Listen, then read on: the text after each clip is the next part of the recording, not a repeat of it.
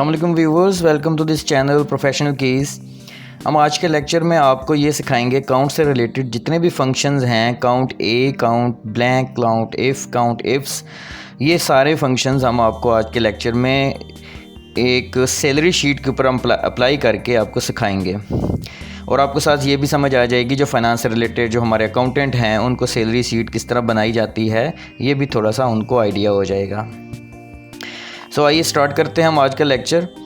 आज के लेक्चर में हम सबसे पहले थोड़ा सा अपनी ये शीट के बारे में तारुफ करा दें कि यहाँ पे एम्प्लॉइज़ हैं, नंबर ऑफ़ सीरियल नंबर है इनका, यहाँ पे वर्किंग डेज़ हैं, ये ऐसे ये नंबर 1 से लेके 31 डेज़ तक ये नंबर ऑफ़ वर्किंग डेज़ हैं। उसके बाद देन हमने ये लिखा है यहाँ पे total days, present, leaves, absentees per day, salary मैंने उनको ली है। समटाइम ये होता है कि यहाँ पे बंदे की जितनी भी सैलरी का कॉन्ट्रैक्ट हुआ होता है पर डे पर मंथ वो लिखी जाती है, फिर उसके हिसाब से सैलरी का जो फार्मूला है वो चेंज करके लिखा जाता है। खैर मैंने आसानी के लिए यहाँ पे ये लिखा हुआ है। अब नेक्स्ट मूव करते हैं, काउंट के ज़रिए अपनी सबसे पहले पता करते हैं कि हमारे एम्प्लॉइज़ जो हैं वो कितने हैं। ठीक है, सो आइए काउंट का फार्मूला लगाते हैं। काउंट का फार्मूला लगाने से पहले हम यहाँ पे इक्वल का साइन दबाएंगे, काउंट लिखा, टैब का बटन दबाना, ये इसको डायरेक्टली डबल क्लिक करके सिलेक्ट कर लें और हम ये देखना चाहते हैं यहाँ पे हमारे टोटल नंबर ऑफ़ एम्प्लॉइज़ कितने हैं। ठीक है, ये देखा, लिख दिया। उसके बाद हमने इंटर दबा दिया, ब्रैकेट क्लोज करके इंटर दबा दिया। हमारे पास ये रिज़ल्ट आया कि हमारे पास टोटल एम्प्लॉइज़ 11 हैं। फाइन, सो ये काउंट का फंक्शन होता है। काउंट का फंक्शन कैलकुलेट करता है number of numerical values. Fine, अगर मैं यही फार्मूला इसके ऊपर अप्लाई करूं तो ये बिल्कुल ज़ीरो रिज़ल्ट देगा। जैसे यहाँ पे मैंने डबल क्लिक किया, इसको सिलेक्ट करके मैंने रेंज ये वाली सिलेक्ट की तो मेरे पास ज़ीरो रिज़ल्ट आया। तो इसे हमने ये यहाँ से अखज़ किया कि काउंट का फार्मूला जो है वो सिर्फ न्यूमेरिकल वैल्यूज़ को काउंट करता है। अदर देन न्यूमेरिकल वैल्यू, चाहे सिंबल हो, अल्फ़ाबेट्स हों, आपके टेक्स्ट हो, किसी को भी काउंट नहीं करता। ठीक है, उसके लिए एक्सेल ने एक नया फार्मूला बनाया हुआ है, वो है काउंट ए फॉर अल्फ़ाबेट्स। ठीक है, तो न्यूमेरिकल डाटा को भी काउंट करेगा और अल्फ़ाबेट्स को भी काउंट करेगा। आइए इसको हम देखते हैं कि काउंट ए का फार्मूला किस तरह अप्लाई होगा। उसको मैं सैलरी शीट के ऊपर अप्लाई करने लगा हूँ। मैं यहाँ पे लिखता हूँ, सबसे पहले तो मैं थोड़ी सी सैलरी शीट को थोड़ी सी फॉर्मेट कर दूँ, क्योंकि यहाँ पे अभी मुझे तो वैसे देखने में तो बहुत ही दुश्वारी आ रही है। कहाँ पे लीव लिखा हुआ है, कहाँ पे प्रेजेंट है, कहाँ पे ब्लैंक है, ये वाली चीज़ें हमने कवर करनी है। तो इसके लिए सबसे पहले मैं इसकी फॉर्मेटिंग थोड़ी सी कर लेता हूँ। हमारे फॉर्मेटिंग के ऊपर 5 सीरीज़, एक बहुत सारे मैंने लेक्चर इसके ऊपर दिए हुए हैं कंडीशनल फॉर्मेटिंग के ऊपर, वो आप वहाँ से डिटेल के साथ चेक कर सकते हैं। तो यहाँ पे मैं कंडीशनल फॉर्मेटिंग लगाने लगा हूँ विद फार्मूला। पहले एरिया को सिलेक्ट किया जिसके ऊपर कंडीशनल फॉर्मेटिंग लगानी है, न्यू रूल्स पे गया, फॉर्मेट सेल्स दैट कंटेन्स, यहाँ पे मैंने सिलेक्ट किया ये वैल्यूज़ ब्लैंक की पहले सिलेक्ट करता हूँ। जो भी ब्लैंक सेल होंगे इसमें उसको हाईलाइट कर दे, किस कलर के साथ वो कलर हो जाए हमारे सामने, ये सेल ये कलर हो जाए। ओके किया मैंने, इसी सेल को सिलेक्ट कर होते रहना दें। नेक्स्ट इसके ऊपर रूल लगाएं, न्यू रूल, और कंटेन्स पे जाके आपने यहाँ पे स्पेसिफिक टेक्स्ट लिखना है। टेक्स्ट में यहाँ पे मेरे पास पी आ रहा है, सबसे पहले तो पी को फॉर्मेट कर लें। इसके लिए कलर सेलेक्ट कर लें ग्रीन का, लाइट ग्रीन थोड़ा सा कर लेते हैं। ओके कर दिया। देन मैं एक और रूल डिफ़ाइन करने जा रहा हूँ। सिलेक्टेड सेल वही हैं, वहीं के ऊपर 2 रूल अप्लाई हो गए हैं। अब तीसरा रूल अप्लाई करने जा रहा हूँ, वो ये है कि टेक्स्ट ही हो लेकिन वहाँ पे ए लिखा हुआ हो, ए फॉर एब्सेंटी हो, और वहाँ पे कलर उसको क्या दे, उसको दे कलर ये वाला दे दे। ठीक है, ओके कर दिया। देखें जो मैं रूल अप्लाई करते जा रहा हूँ, सेल्स की टेक्स्ट के हिसाब से, नेचर के हिसाब से कलर चेंज होते जा रहे हैं। अब मैं एक और नया रूल अप्लाई करने जा रहा हूँ इसके ऊपर, वो ही होगा लीव के ऊपर। इसी का तरह स्पेसिफिक टेक्स्ट को सिलेक्ट करने और यहाँ पे सिंपली एल लिख के और फॉर्मेट सेल कर रहे हैं कि हमें कौन सा कलर मिले। लीव के लिए मैं ये सिलेक्ट कर लेता हूँ, ओके कर दें। तो ये थे हमारे इसके सैलरी शीट को मैंने थोड़ा सा कलर किया ताकि नेक्स्ट टाइम मैं इसके ऊपर डाटा पुट करूं तो मुझे ऑटोमेटिकली पता चल जाए कि रफली इस डेट में इतने लीव्स हैं, इतने एब्सेंटीज़ हैं, इतने ब्लैंक्स हैं जिनके बारे में डाटा अभी एडमिनिस्ट्रेशन से लेना है, क्या है कि वो लीव है, एब्सेंटी है, प्रेजेंट है। सो इस तरह हम अपने डाटा को थोड़ा सा काम आसान कर सकते हैं। अब नेक्स्ट चीज़ ये है कि ये वाले जो ब्लैंक सेल हमें नज़र आ रहे हैं इनके बारे में डिफ़ाइन करना है। सबसे पहले तो मैंने ये डिफ़ाइन किया कि ये वाले जो सेल्स हैं ये संडेज़ हैं।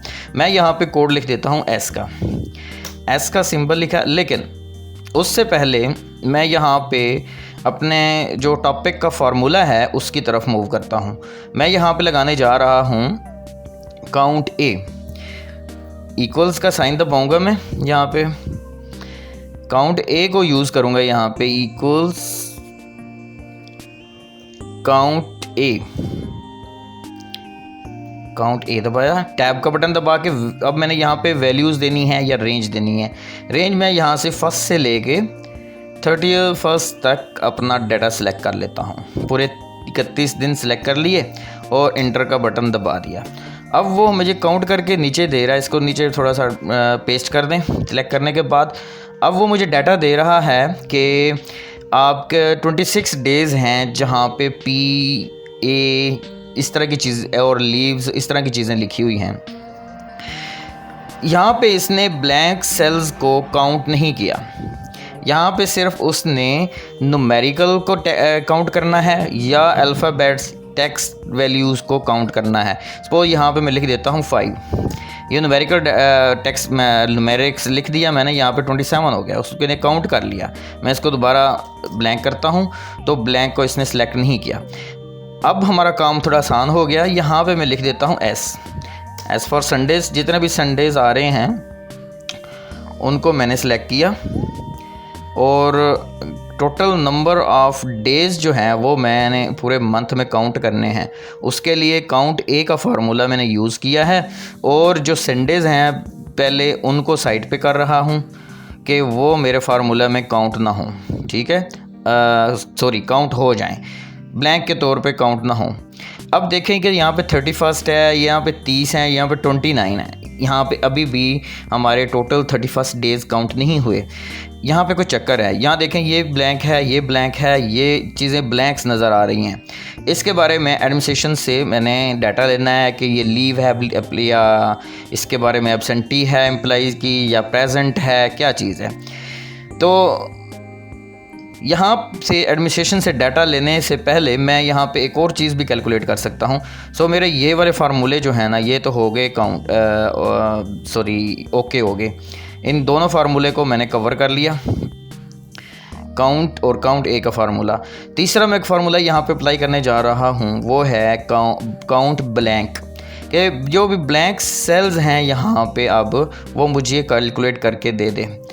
इक्वल का साइन दबाया, इक्वल का साइन दबाने के बाद वो अब मैंने देना है फार्मूला काउंट ब्लैंक। टैब का बटन दबाएंगे, पूरे का पूरा फार्मूला अपने से रेंज मांगेगा कि रेंज क्या है आपकी, यहाँ से लेके यहाँ तक टोटल जो हमारा एरिया है जिसका हमने कैलकुलेट करना है कि कौन कौन से ब्लैंक सेल हैं उनको सेलेक्ट कर लें और आप इंटर का ब्रैकेट क्लोज़ करके इंटर का बटन दबा दें।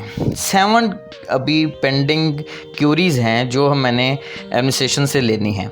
7 ब्लैंक सेल्स हैं जो जिनके बारे में अभी डिफ़ाइन नहीं हुआ कि लीव है, एब्सेंटी है या प्रेजेंट है। सो एडमिनिस्ट्रेशन के पास में गया, वहाँ से पता चला कि ये वाले एम्प्लॉइज़ जो हैं ये कुछ लीव्स पे हैं और कुछ एब्सेंट हैं, कुछ प्रेजेंट हैं। ये लीव पे था, ये लीव पे था, ये प्रेजेंट था और ये वाला प्रेजेंट था। उसके बाद ये वाला जो थे ना ये लीव पे थे, ये वाला भी लीव पे था। देखें मैं जो नंबर्स लिखते जा रहा हूँ नेचर के मुताबिक सेल का जो कलर है वो चेंज होता जा रहा है। अब यहाँ पे ब्लैंक 0 रह गया, इसका मतलब है मेरे पास सारा डाटा कलेक्ट हो गया है। अब नेक्स्ट मेरा फार्मूला है कि काउंट इफ्स का फार्मूला। काउंट इफ्स का फार्मूला मैं कैसे अप्लाई करूँगा, इन चीज़ों के लिए कि टोटल प्रेजेंट्स कितने हैं, टोटल लीव्स कितने हैं, टोटल एब्सेंटीज़ कितनी हैं, इन तीनों कॉलम्स के लिए मैं काउंट इफ़ का फार्मूला यूज़ करूँगा। काउंट इफ़ का फार्मूला होता क्या है कि मैंने इनको काउंट करना है नंबर ऑफ़ डेज़ को, कि किस कंडीशन के तहत काउंट करना है, कि उसमें ए कितने हैं या पी कितने हैं, ठीक है, या एल कितने हैं। फाइन, सबसे पहले मैं प्रेजेंट्स को निकालता हूँ कि प्रेजेंट कितने हैं। कि ये वाला एम्प्लॉई है मिस्टर इजाज़ अहमद, इसके टोटल मंथ में प्रेजेंटीज़ कितनी थी।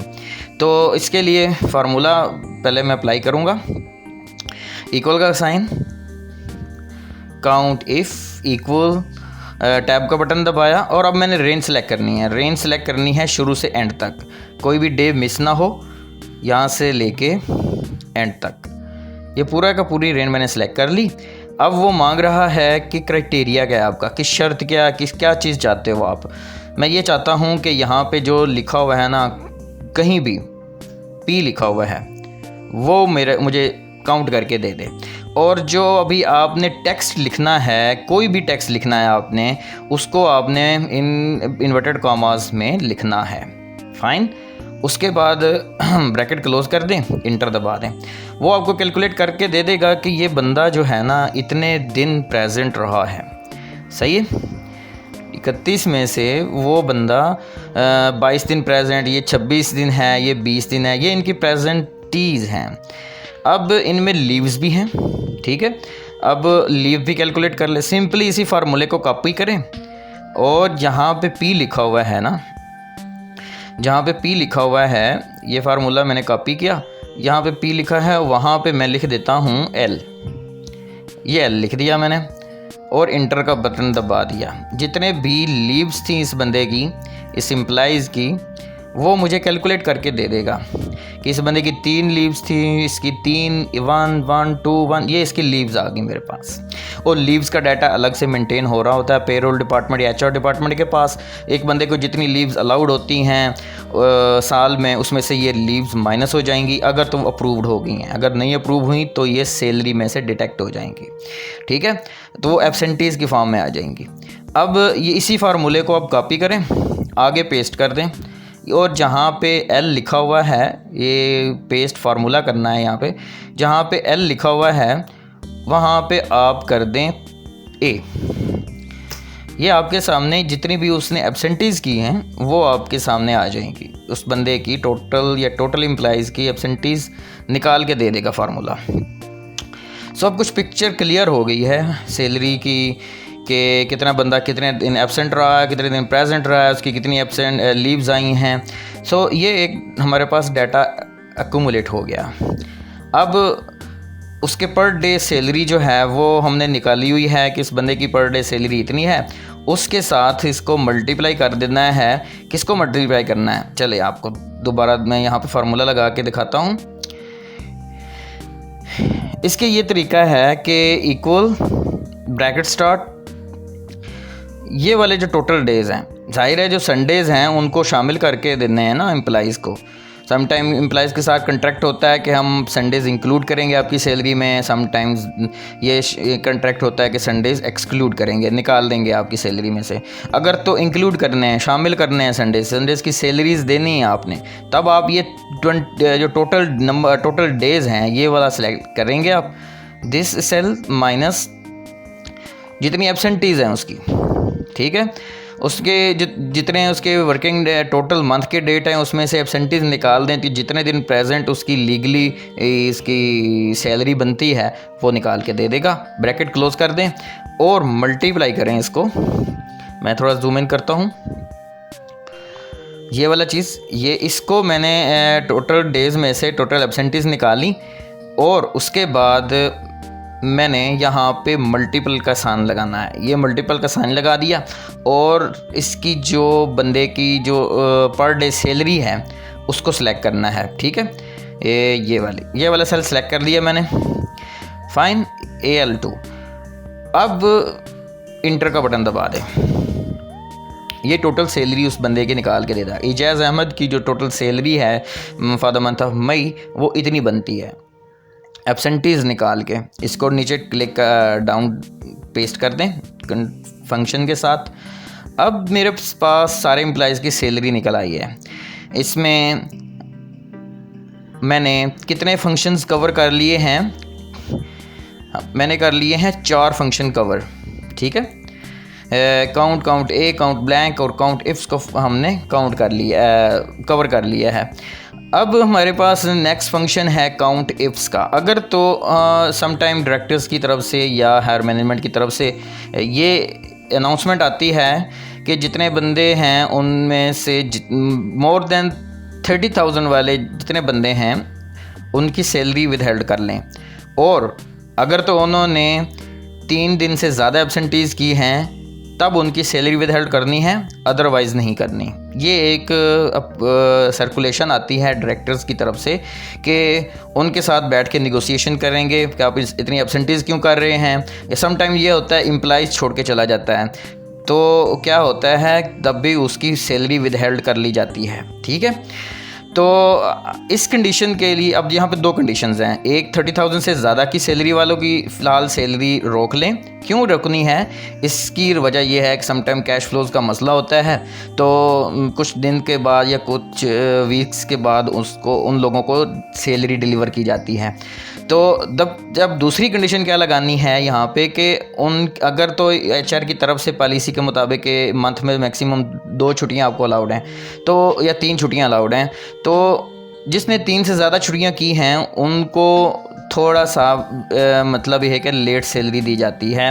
उनसे पूछा जाता है कि आपने छुट्टियां क्यों की हैं। सम टाइम क्या होता है कि एम्प्लॉइज़ जो हैं वो छुट्टी कर जाते हैं, वो भाग जाते हैं और उनकी एब्सेंटीज़ लग रही होती हैं, तो तब भी उनकी सैलरी ऑटोमेटिकली सिस्टम में आ जाती है कि वो विदहेल्ड हो जाए। आइए वहाँ पे हम जो फंक्शन यूज़ करेंगे ना, वो काउंट इफ्स का फंक्शन यूज़ करेंगे क्योंकि 2 कंडीशंस हैं। और ये देखें, पहले तो मैं नंबर मालूम करता हूँ कि कितने नंबर ऑफ़ एम्प्लॉइज़ हैं जिनकी हमने सैलरी रोकनी है। तो यहाँ पे सिंपली हम क्या करेंगे, काउंट इफ्स का फार्मूला लगाएंगे। काउंट इफ्स, टैब का बटन दबाया। अब वो मांग रहा है क्राइटेरिया रेंज 1। पहला क्राइटेरिया है, जो पहली शर्त आपने रखी है कि मोर देन 30,000 जिनकी भी सैलरी है उसकी मुझे रेंज बताएं कि कहाँ से आपने लेनी है रेंज, ठीक है। वो टोटल सैलरी की रेंज होगी, ये रेंज होगी। कॉमा दबाया। अब ये मांग रहा है क्राइटेरिया मेरा वही था, मोर देन 30,000। इस सेल के रेफरेंस दे दिया, या ग्रेटर देन 30,000 भी आप लिख सकते हैं, ठीक है। तो ये सेल का रेफरेंस देने के बाद नेक्स्ट कॉमा लगाया। अब वो मांग रहा है कि दूसरी शर्त आपने क्या रखी है। दूसरी शर्त यही है कि एब्सेंटीज मोर देन 3 हैं जिनकी, वो भी मुझे नंबर निकाल के दे दे। तो जो यहाँ पे एब्सेंटीज़ हैं वो मुझे कहाँ से मिलेंगी, इस रेंज से मिलेंगी, एब्सेंटीज़ की रेंज से मिलेंगी। इस पूरी रेंज को सिलेक्ट कर लें आप और कॉमा लगा दें, ठीक है। अब वो मांग रहा है कि आपका शर्त क्या है। वो ये शर्त है कि मोर देन 3 जो एब्सेंटीज़ हैं उनका काउंट करके मुझे दे दे। ब्रैकेट क्लोज करेंगे, इंटर का बटन दबाएंगे तो हमारे सामने अब कोई भी एम्प्लॉय नहीं है कि जिसकी सैलरी विदहेल्ड की जाए, ठीक है। अगर मैं यहाँ पे क्या करता हूँ कि एक एम्प्लॉय जो है ना वो यहाँ से भाग गया है, सॉरी इसको नहीं करता, मैं इसको करता हूँ।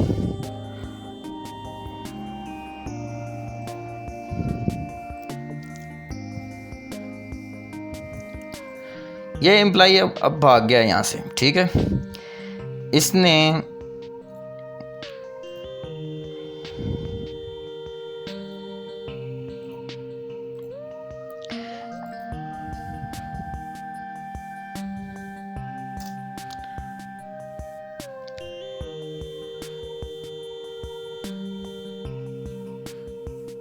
ना वो टोटल सैलरी निकाली है। टोटल सैलरी बन रही थी उसकी 30,000 से कम बन रही थी, इसलिए उसने फार्मूला नहीं अप्लाई किया। तो मैं यहाँ पे इनको कॉपी करके पेस्ट कर रहा हूँ, ये जस्ट आपको समझाने के लिए मैं कर रहा हूँ, अदरवाइज़ ये देखें। अब हमारी ऑप्शन क्लिक हो गई है। यहाँ पे ये देख रहा है कि इस बंदे की सैलरी 39,000 है जो बन रही है मंथ की सैलरी, और उसने 5 छुट्टियाँ की हैं। 5 छुट्टियाँ की हैं वो उसने एक बंदा काउंट करके दे दिया है, ठीक है। अब यहाँ पे क्या है जी, एक बंदे की वेज रेट सपोज यहाँ पे 2,000 है, मैं 2000 कर देता हूँ और उसकी एब्सेंटीज़ जो हैं वो मैं 4 कर देता हूँ यहाँ पे। ये देखें अब 2 बंदे हो गए हैं यहाँ पे, सही है। और इन बंदों की हमने सैलरी जो है वो विद हेल्ड कर लेनी है। सो यहाँ पे अब विद हेल्ड जो सैलरी है वो सम इफ्स फंक्शन से यहाँ पे मैंने निकाली है। और ये समझने के लिए आपको मेरा जो चैनल है लेक्चर है 7 सीरीज़ में आपको वो समझना पड़ेगा, आपको फुल्ली तौर पे सम इफ्स फार्मूले की समझ आ जाएगी। इस तरह हम यहाँ पे काउंट इफ्स के फार्मूले जो हैं वो सैलरी सीट के ऊपर अप्लाई कर सकते हैं, ठीक है। और उम्मीद करता हूँ कि ये सारी जो हमने वर्किंग की है आज की और फार्मूले आपको समझाए हैं, मुझे श्योरिटी है आपको समझ आ गई होगी। मज़ीद इस तरह के फाइनेंशियल्स इश्यूज़ को लेके आपके सामने आऊँगा मैं, और साथ साथ एक्सेल भी सिखाऊँगा और आपको साथ फाइनेंस का काम भी सिखाऊँगा। और नेक्स्ट लेक्चर के लिए हमें इजाज़त दें, लेकिन जाने से पहले कमेंट ज़रूर कीजिएगा करंट टॉपिक हमारा कैसा लगा आपको। और अगर कोई कमी बेशी इसमें करानी है, कोई कमेंट देना है तो ज़रूर दीजिएगा और सब्सक्राइब भी करना ना भूलिएगा। और तब तक के लिए हमें इजाज़त दे दें। अल्लाह हाफ़िज़।